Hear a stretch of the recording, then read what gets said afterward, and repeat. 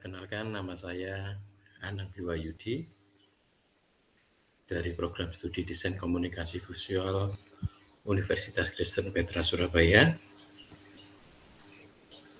Kali ini saya ingin mempresentasikan tentang deskripsi mata kuliah drawing yang saya ampu. Nama mata kuliahnya yaitu drawing dengan kode mata kuliah DV4726 dengan beban SKS 4. Sifat mata kuliah ini wajib. Metode kuliah yang digunakan yaitu luring, dan jadwal kuliah hari Kamis jam 8 sampai 9 waktu Indonesia Barat, lanjut kegiatan studio Kamis jam 9 sampai jam 3 waktu Indonesia Barat. Mata kuliah drawing ini merupakan mata kuliah dasar yang mempelajari tentang prinsip dasar teori menggambar, teknik menggambar, melatih skill dan kepekaan secara visual dengan baik. Tujuan dari pembelajaran ini yaitu mahasiswa mampu memahami prinsip dasar menggambar, menguasai teknik menggambar dengan baik, memiliki skill dan kepekaan secara visual dalam menggambar sebuah objek. Capaian pembelajaran mata kuliah ini terbagi menjadi 3, yaitu CPMK 1 atau capaian pembelajaran mata kuliah 1, yaitu mahasiswa mampu mengenal prinsip teori dasar dan teknik dalam menggambar alam benda. Capaian pembelajaran mata kuliah kedua, yaitu mahasiswa mampu memahami prinsip teori dasar dan teknik dalam menggambar manusia secara realistik. Yang ketiga, CPMK ketiga, yaitu mahasiswa mampu memahami dan mengaplikasikan teori menggambar alam benda, manusia, dan perspektif dengan benar. Indikator dari CPMK ini atau indikator dari capaian pembelajaran mata kuliah ini yaitu mahasiswa mampu mengenal berbagai elemen visual, khususnya garis, komposisi, dan lain-lain, cara mengelolanya, dan menerapkan teknik menggambar dengan benar. Indikator yang kedua yaitu mahasiswa mampu menggambar berbagai karakter benda dengan teknik yang benar dan memiliki kepekaan secara visual. Yang ketiga, mahasiswa mampu menggambar berbagai elemen penting dalam menggambar manusia dan perspektif dasar. Metode dan sistem evaluasi yang digunakan dalam mata kuliah ini terbagi menjadi 2, yaitu ada perkuliahan dan juga kegiatan studio. Yang perkuliahan ini berupa presentasi di kelas, hanya sekitar 1 jam. Dalam perkuliahan ini akan menyampaikan prinsip-prinsip teori dasar yang digunakan dalam materi hari itu, kemudian memperkenalkan beberapa teknik di dalam menggambar dan memberikan beberapa arahan, contoh-contoh di dalam kelas. Pada saat perkuliahan dirasa sudah cukup jelas bagi mahasiswa, maka mahasiswa lanjut kegiatan ke studio. Mereka akan bekerja, mereka akan membuat karya tugas hari itu di studio, yaitu kegiatan praktek yang dilakukan di studio selama 4-6 jam. Mahasiswa praktek didampingi oleh dosen maupun asisten dosen. Total dalam 1 semester kegiatan studio ada 14 kali, 1 kali UTS dan 1 kali UAS. Jadi total ada 16 kali pertemuan selama 1 semester. Di dalam penilaian, dalam tugas ini terbagi menjadi 3 bagian, yaitu tugas studio dengan bobot nilai 60%, kemudian UTS 15%, UAS 25%.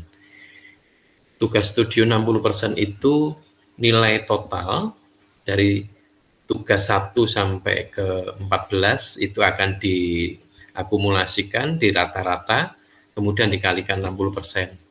Kemudian ditambahkan nilai UTS maupun UAS, total nilai akhir semester ada 100%. Di dalam proses pembelajaran ini, sistem informasi yang kita gunakan menggunakan beberapa aplikasi, yaitu di sini ada Lentera. Ini adalah satu fasilitas yang kita gunakan untuk mengupload beberapa materi setiap minggunya, dan juga bagi mahasiswa untuk mengumpulkan tugas-tugas yang sudah dikerjakan di minggu itu. Jadi semua baik itu materi, tugas, dan hasil kerja mahasiswa dikumpulkan di Lentera ini. Ini akan tersampaikan semua, akan tercatat dengan rapi, semuanya ada di Lentera. Selanjutnya di akhir semester, dosen menggunakan sistem penilaian secara komprehensif, mulai bobotnya, capaian pembelajarannya, nilainya berapa, lulus tidaknya, dan sebagainya. Kita menggunakan sistem informasi OB, di mana dosen bisa memasukkan nilai sesuai dengan hasil di studio, hasil UTS, hasil UAS dari semua mahasiswa. Kemudian kalau sudah di input, sudah direkap, maka akan muncul tampilan lulus tidaknya serta nilai hasil akhirnya berapa. Kalau sudah dianggap semuanya sudah clear, sudah cukup jelas, maka nilai ditutup, dan ini akan secara otomatis nilai bisa diunggah dan bisa dilihat oleh mahasiswa secara langsung hari itu juga. Melalui sistem ini juga mahasiswa akan muncul dengan tampilan seperti ini. Jadi ada skala penilaiannya, parameter nilainya seberapa, serta hasilnya seberapa. Ini sistem informasi yang mahasiswa peroleh dari hasil laporan akhir semesternya dari mata kuliah yang di. Selanjutnya, rencana perkuliahan dalam satu semester sudah tersusun kurang lebih seperti ini. Di dalam pertemuan 1 sampai 16, ini terbagi menjadi 3 poin penting. Yang pertama, ada introduction atau pengantar mata kuliah menggambar seperti apa, kemudian apa saja yang harus dipersiapkan, apa saja yang harus dipelajari, serta menyampaikan semua materi latihan selama 1 semester. Terbagi ada menggambar untuk objek benda mati atau still life, kemudian menggambar manusia, serta perspektif. Ini 3 materi penting yang dipelajari di dalam 1 semester. Dari masing-masing ini akan di breakdown, akan diuraikan. Pertemuan kedua itu mengenal teknik arsir, menggambar tekstur, menggambar boneka. Ini bukan hanya boneka saja, tetapi di dalam objek boneka atau objek-objek yang lain, itu mahasiswa bisa belajar tentang karakteristik sebuah benda, bahannya, teksturnya, karakternya, efek pencahayaan, dan sebagainya. Dari masing-masing materi ini punya karakteristik yang berbeda-beda. Nah, sehingga diharapkan mahasiswa cukup banyak latihan untuk mengenal karakteristik setiap benda. Baru nanti setelah UTS itu adalah ujian tengah semester untuk menguji kemampuan mahasiswa di dalam menggambar. Selanjutnya lanjut menggambar manusia. Manusia ini juga masih relatif sebatas pengenalan saja. Jadi mereka masih menggambar hanya proporsi tubuh manusia secara realistik, kemudian menggambar proporsi tubuh anak, dan juga kepala manusia. Karena memang pada prinsipnya di dalam tubuh manusia atau ada perbedaan yang signifikan. Misalkan anak-anak, remaja, dan orang dewasa itu punya proporsi skala perbandingan dalam tubuh yang berbeda. Ini yang penting dipahami oleh mahasiswa. Sehingga pada saat menggambar orang dewasa bisa membedakan bagaimana sih menggambar orang dewasa dengan anak-anak itu perbedaannya di mana.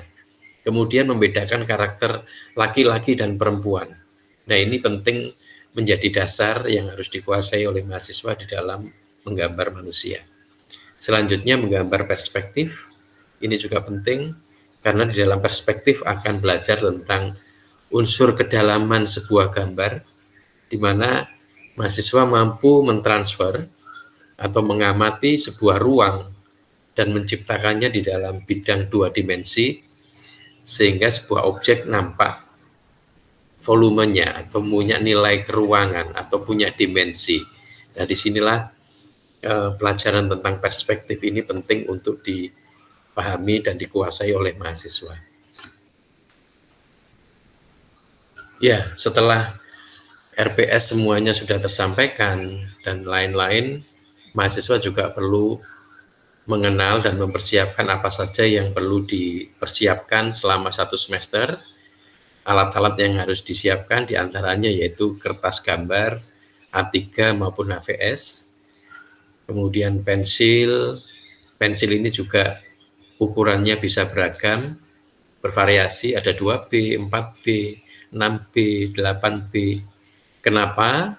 Karena varian pensil dengan berbagai ukuran ini, mahasiswa juga harus tahu pensil punya karakteristik, punya fungsi, dan punya sifat masing-masing, khususnya tingkat kepekatannya. Nah, ini yang juga mahasiswa harus mengenali dan juga bisa memakainya di dalam praktek menggambar. Tool yang disiapkan ini semuanya mendukung untuk kegiatan menggambar yang bersifat manual. Jadi masih manual, nanti di tahap berikutnya baru digital. Ya, ada kertas gambar, pensil hitam, pensil warna, drawing pen, penghapus, ongotan, cat air, dan sebagainya, alat-alat yang dibutuhkan untuk kerja menggambar secara manual. Setelah semuanya sudah siap, maka mahasiswa akan belajar kepada elemen dasar yang penting, yaitu elemen garis di dalam elemen visual. Kalau di dalam menggambar seringkali dikenal istilah mengarsir atau arsir. Bentuknya seperti ini. Bagaimana arsiran itu sangat penting dikuasai, dikenal dan dikuasai oleh mahasiswa, karena mahasiswa ini nanti akan membantu di dalam mengaplikasikannya dalam menggambar. Misalkan dalam mengarsir menggunakan arsiran yang horizontal, vertikal, diagonal, bersilangan, acak, dan sebagainya.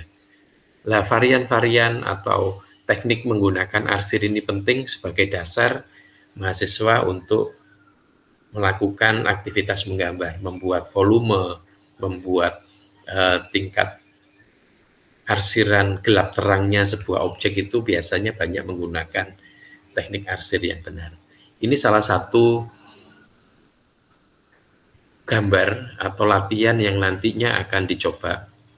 Salah satunya adalah mengenal apa itu yang dinamakan tekstur. Jadi mahasiswa harus tahu bahwa sebuah objek itu punya tekstur atau nilai raba. Makanya mereka nanti akan membuat objek secara langsung, yaitu menggunakan objek apapun, tetapi ini contohnya menggunakan kayu, batu, kertas, dan lain sebagainya, karena masing-masing punya tekstur atau nilai raba yang berbeda. Nah, dari sinilah nanti mahasiswa akan belajar menerapkan kemampuan menggambarnya menggunakan pensil warna atau pensil hitam putih dulu.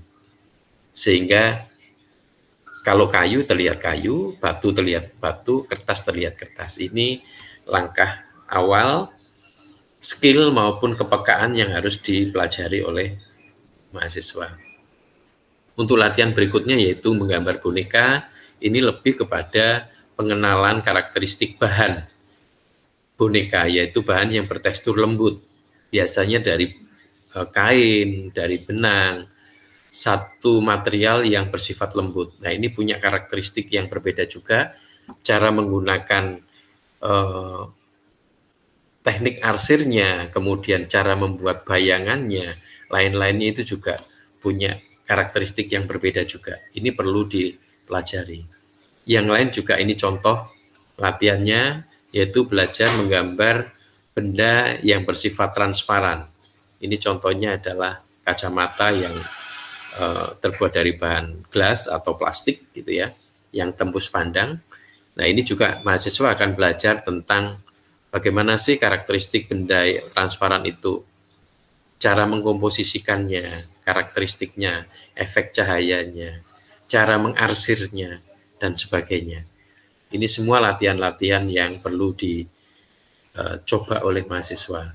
Selanjutnya menggambar buah, ini juga demikian, sudah mencoba menggunakan pensil warna, karena hitam putih dan pensil warna itu juga punya karakter dan teknik yang berbeda. Bagaimana mencampur warna dengan teknik arsir yang relatif sama, tetapi cara mencampur warna ini juga penting dikuasai oleh mahasiswa. Selanjutnya ini menggambar draperi kain. Ini belajar tentang mengamati, mengenal karakteristik kain dengan karakter lipatannya atau draperi kainnya, dan juga variasi kain yang bermacam-macam. Kain yang tipis, kain yang tebal, kain yang kasar, kain yang halus, itu punya karakteristik lipatan yang berbeda. Ini juga hal-hal yang sederhana tetapi cukup kompleks yang harus dikenali dan mahasiswa mampu menggambarkannya. Itu tadi materi-materi still life atau benda mati yang perlu dipelajari. Selanjutnya menggambar proporsi manusia juga demikian. Ini salah satu contoh bagaimana mereka akan belajar tentang proporsi dengan teori yang sudah digunakan, yaitu menggunakan 8 kali ukuran kepala. Nah, di sini bisa dilihat bagaimana menggambar dengan skala perbandingan 8 kali ukuran kepala itu akan lebih mudah, sehingga bisa terbentuk proporsi yang ideal. Sekaligus membandingkan karakteristik perbedaan postur laki-laki dan perempuan dan sebagainya, anak-anak dan remaja dan sebagainya. Ini nanti mahasiswa akan belajar banyak tentang manusia. Yang berikutnya belajar tentang perspektif. Perspektif ini juga materi yang penting, menjadi dasar buat mahasiswa untuk belajar tentang bagaimana mampu menggambarkan unsur kedalaman atau volume, sehingga kedepannya bisa membuat satu gambar ilustratif yang bisa bercerita, ada nilai ruang dan sebagainya. Ada perspektif normal, perspektif tampak atas, tampak bawah, dan beberapa latihan lainnya. Kurang lebih materi seperti itu. Kemudian dalam pelaksanaan perkuliahan maupun studio supaya bisa berjalan dengan baik dan sesuai dengan rencana yang sudah ditentukan, maka perlu dibuat peraturan, baik itu di perkuliahan maupun di studio. Maka kita buat peraturan yang sudah disepakati dengan mahasiswa di awal semester. Di dalam kuliah ditentukan kuliah harus tepat waktu, mulai jam 8.00 waktu Indonesia Barat. Tetap kita kasih toleransi keterlambatan 15 menit. Selebihnya itu mahasiswa tidak bisa masuk atau harus memberikan alasan atau memberikan surat jika ada sesuatu yang membuat mereka terlambat. Kemudian mengingatkan mereka untuk melakukan presensi, dan ada juga batas absensi, batas ketidakhadiran yang harus dipahami, yaitu 25% total. Jadi ada 4 kali pertemuan, itu adalah batas maksimal mereka untuk absen atau tidak hadir. Lebih dari itu mereka otomatis tidak bisa ikut UTS maupun UAS. Izin sakit maupun kegiatan kemahasiswaan atau yang lain harus melampirkan surat supaya dosen maupun asisten dosen bisa mengetahui untuk bisa memberikan keputusan, misalkan memberikan dispensasi karya susulan atau tugas susulan dan sebagainya. Demikian juga untuk di studio, pelaksanaan mulai jam 9 sampai sekitar jam 3, mahasiswa duduk dan bekerja sesuai dengan kelompok masing-masing, karena memang di dalam studio ini mahasiswa supaya lebih efektif, mereka akan dibuat kelompok-kelompok kecil sekitar 15 sampai 20 orang, itu akan didampingi oleh 1 asisten dosen. sehingga mahasiswa benar-benar bisa lebih efektif cara pendampingannya dan cara kerjanya. Cara berpakaian bebas, tetap sopan, kemudian wajib menunjukkan progres kerja, bagaimana mereka akan bertahap, nanti di awal mereka akan membuat sketsa, konsep, ini harus di-ACC-kan ke asisten dosen atau ke dosen pendampingnya. Kemudian karya dikumpulkan sesuai waktu yang sudah ditentukan ke kelompoknya masing-masing, dan mahasiswa perlu memberikan identitas yang lengkap, nama, nomor NRP-nya, kelompok, nama asdos, nama jenis tugas, dan sebagainya. Demikian deskripsi mata kuliah serta peraturan perkuliahan di drawing. Ini mungkin ada beberapa contoh gambar yang suasana di studio menggambar. Ini mahasiswa sedang belajar menggambar tentang draperi kain. Jadi mahasiswa terlibat langsung, dia memilih bahannya, mengkomposisikannya, kemudian mengaturnya supaya estetik, supaya menarik dari efek pencahayaan dan sebagainya. Mengamati, meraba, kemudian mereka mencoba membuat sketch. Setelah semuanya sudah dianggap siap dan sudah cocok, maka mereka tinggal gambar dan hasilnya seperti di sebelah kanan itu. Ini menggambar tentang draperi kain, sehingga mahasiswa bisa mampu menggambar kain dengan baik. Ini juga contoh aktivitas mahasiswa praktek. Selamanya memang tidak ada di dalam studio terus, ada kemungkinan kegiatan itu bisa di dalam studio maupun di luar studio. Mereka menyesuaikan dengan kondisi maupun tugasnya. Misalkan ini tugas menggambar objek dengan menggunakan cat air. Nah, kebetulan kita seringkali juga kerjasama dengan profesional, seniman, atau artis untuk berkolaborasi, sehingga mahasiswa bisa belajar bersama, suasana bareng, kemudian bisa melihat cara kerja seniman atau teman-teman yang lain. Ini juga menjadi salah satu metode pembelajaran di studio supaya tidak membosankan. Demikian deskripsi perkuliahan maupun studio di mata kuliah drawing dari saya. Terima kasih, Tuhan memberkati. Ya, selamat pagi teman-teman mahasiswa. Baik ya, hari ini, minggu ini kita lanjut ke materi kuliah kita dan latihan di studio nanti. Jadi materi hari ini melanjutkan tugas minggu lalu, yaitu tentang proporsi tubuh manusia.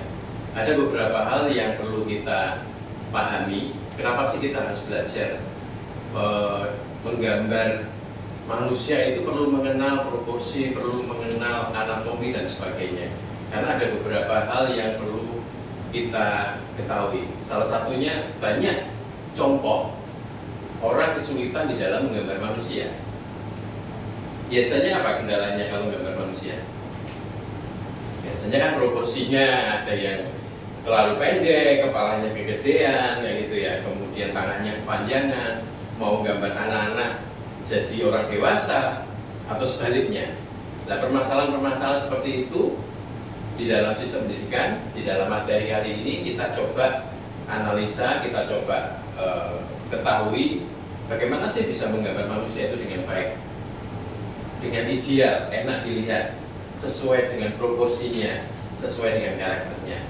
Baik, ada beberapa poin yang perlu kita pahami ini sebagai pendahuluan, sebagai pengantar. Salah satunya adalah anatomi dan proporsi tubuh manusia itu pada prinsipnya relatif sama gitu ya.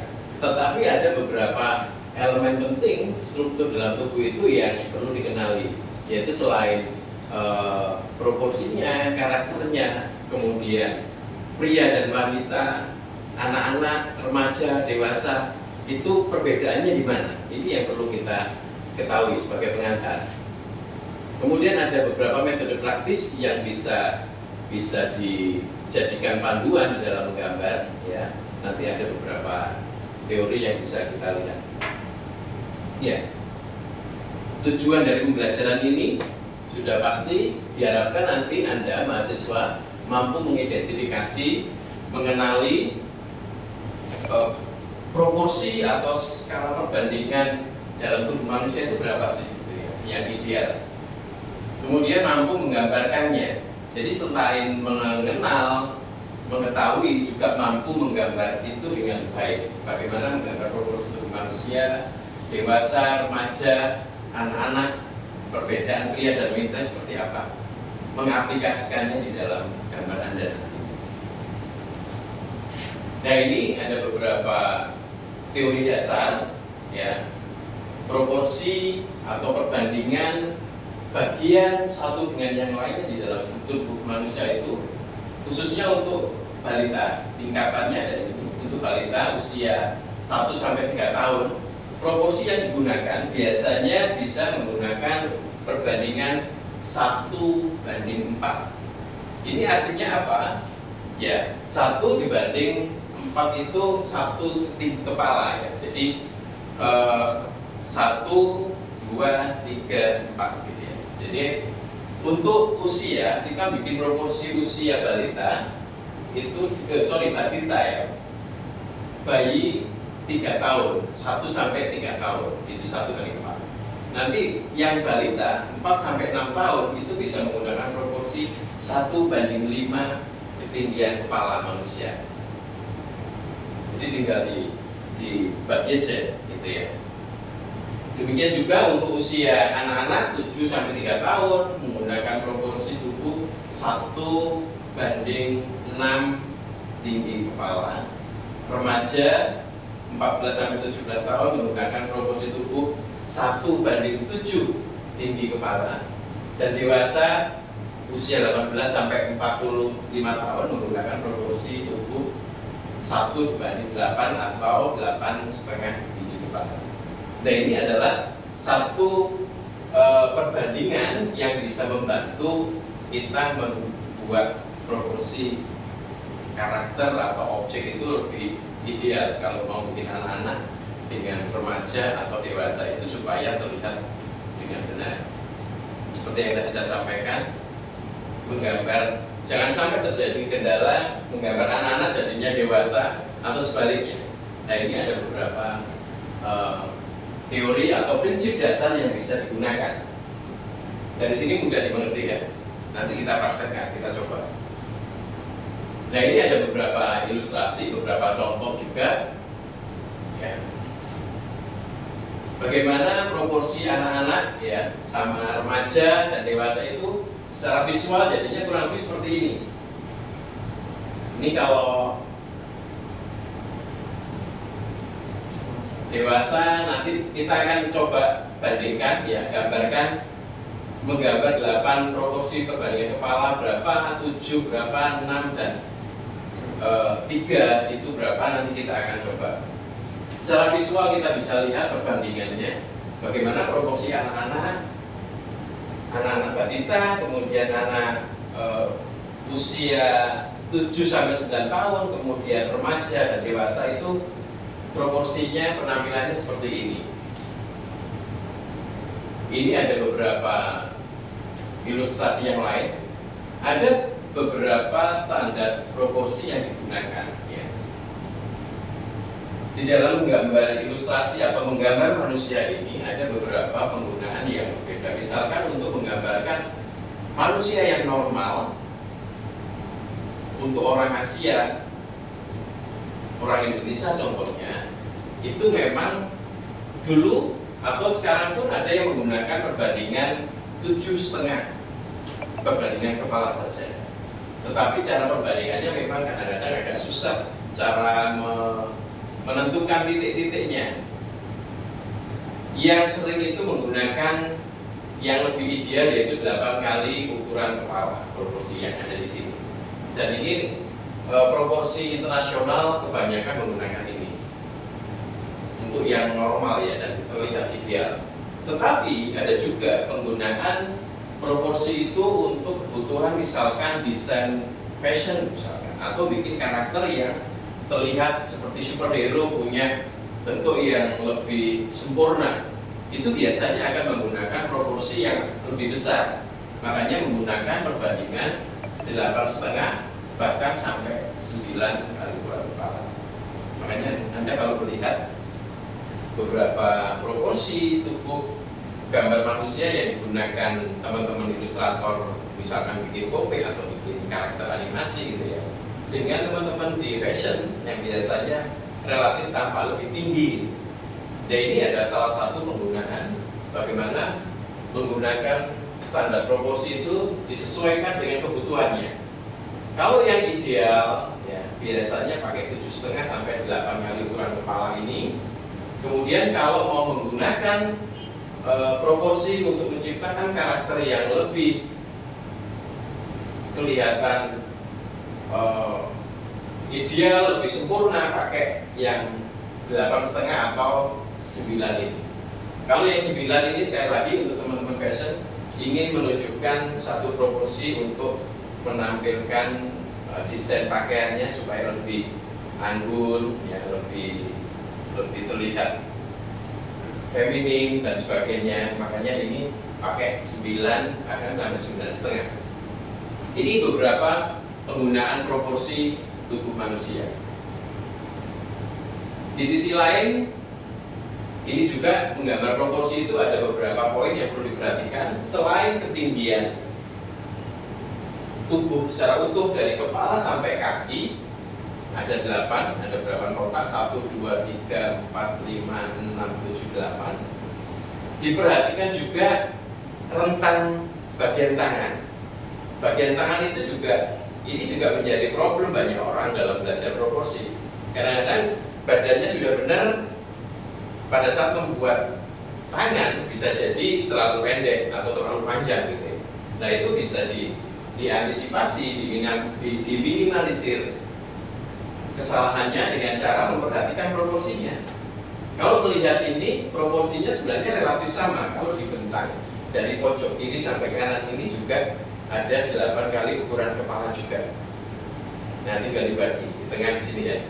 Dari tengah ini ke kiri 4, dari tengah ke kanan 4. Ini bisa menjadi panduan. Sekali lagi, mengetahui proporsi di dalam struktur tubuh manusia itu akan membantu kita bisa menggambarkan satu figur yang ideal, ya, baik itu ketinggiannya, kemudian bagian-bagian tubuh yang lain. Nah ini versi yang lebih detail yang sudah dalam bentuk gambar. Kita bisa analisa bagaimana penempatan proporsi kepala, bagian dada, bagian perut, bagian pinggul. Ini kita bisa lihat. Kalau 8 dari sisi kepala, ya. Kemudian yang kedua itu bagian dada, ketiga bagian perut, keempat persis di tengah itu bagian pinggulnya. Baru nanti ke 5, 6, 7, 8. Dari sini sebenarnya kita bisa mencoba berimajinasi atau membayangkan bagaimana sih supaya lebih mudah dipraktekkan. Itu kita bisa berpikir lebih sederhana. Misalkan karena ini 8 kali ukuran kepala, kita bisa langsung bagi 2. Dari kepala ujung atas sampai di pinggulnya itu adalah 4. Itu berarti separuh tubuh itu ada di bagian pinggulnya. Kemudian separuhnya dari pinggul ke telapak kaki. Nah dari situ baru dibagi lagi. Ada batas-batasnya. Garis 1 di dagu, kemudian 2 di dada, 3 di pinggang, 4 di pinggul, 5 di bagian paha atas, terutama yang 6 ini di bagian lutut sisi bawah ya, lutut sisi bawah. Baru nanti ke 8 persis di telapaknya. Nah dari sini nanti kita coba praktekkan bagaimana sih kalau, nah ini ada yang versi yang lain, mudah-mudahan ini bisa lebih membantu bagaimana sih menerapkan teori proporsi 8 kali ukuran kepala itu di dalam menggambar manusia. Ya. Dari sini mungkin ada yang perlu ditanyakan? Bisa dimengerti ya? Baik, kita lanjut. Nanti ada beberapa contoh. Nah, ini sayangnya gambarnya kurang jelas, tapi baik, kita mau jelaskan. Sekarang setelah kita mengenal, memahami tentang proporsi atau ukuran perbandingan yang ideal untuk menggambar manusia mulai anak-anak sampai dewasa, itu ada salah satu juga karakteristik yang membedakan pria dan wanita. Jadi di dalam struktur tubuh manusia itu, khususnya pria dan wanita, itu punya karakteristik tubuh yang berbeda. Makanya bagaimana sih kita bisa membuat satu karakter gambar orang itu meskipun sederhana tetapi kelihatan, oh ini karakternya cowok, oh ini figurnya cewek gitu. Ada beberapa hal yang perlu kita ketahui, diantaranya di bagian bahu. Biasanya kalau cowok itu bahunya digambarkan lebih lebar gitu ya. Kemudian pinggangnya dibuat standar, kemudian pinggulnya ramping, sehingga kalau digambarkan dalam bentuk geometri, kalau gambar cowok di bagian torso ke atas ini, bagian dada itu seperti segitiga terbalik karena bahunya lebih lebar, kemudian pinggulnya menyempit gitu ya, dan kakinya lebih relatif lurus. Yang membedakan dengan perempuan nanti itu adalah bahu untuk perempuan seringkali digambarkan lebih sempit. Kemudian di bagian pinggul perempuan itu dibuat lebih berisi, lebih padat. Makanya nanti di dalam menggambar, mungkin saya gambarkan secara sederhana. Kalau cowok misalkan kita gambarkan di sini ya, bahu di sini lebih lebar. Oke, saya gambar di sini. Kemudian dia akan lebih nampak seperti ini. Kemudian di bagian bahu ke kaki dia relatif lurus. Ini pria, ya. Nanti yang cewek sebaliknya, bahunya dia akan lebih sempit. Ini lebih sempit. Kemudian, nah ini pinggulnya, dia akan lebih terlihat lebih berisi.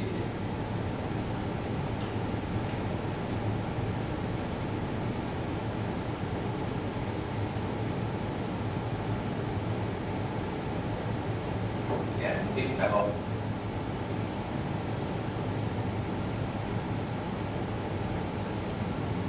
saya gambarkan sederhana, dari sini aja kita sudah bisa membandingkan ya.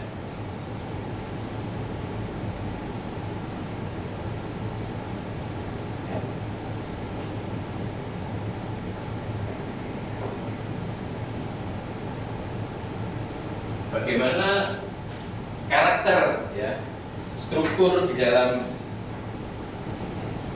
tubuh pria dan wanita itu sudah bisa dibedakan.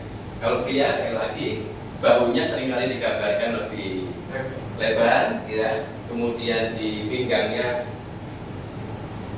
tipis atau menyempit lurus, sedangkan yang perempuan di bahunya lebih sempit, di pinggangnya pinggulnya itu lebih berisi, lebih kelihatan.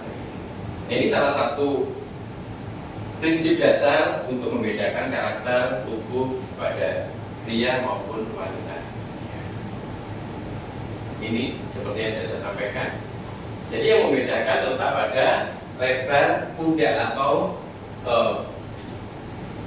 bahu dan pinggulnya di bagian di sini. Kalau perempuan lebih pendek, lebar pundaknya, dan pinggul lebih lebar seperti ini.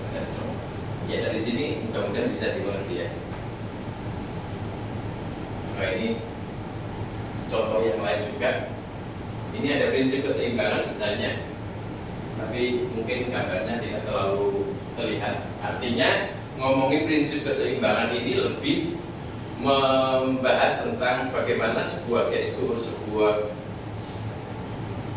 posisi atau gerak manusia itu selalu berkaitan dengan keseimbangan. Misalkan di dalam gerakan tertentu, kalau statis seperti ini mungkin keseimbangannya jelas ada di tengah gitu ya.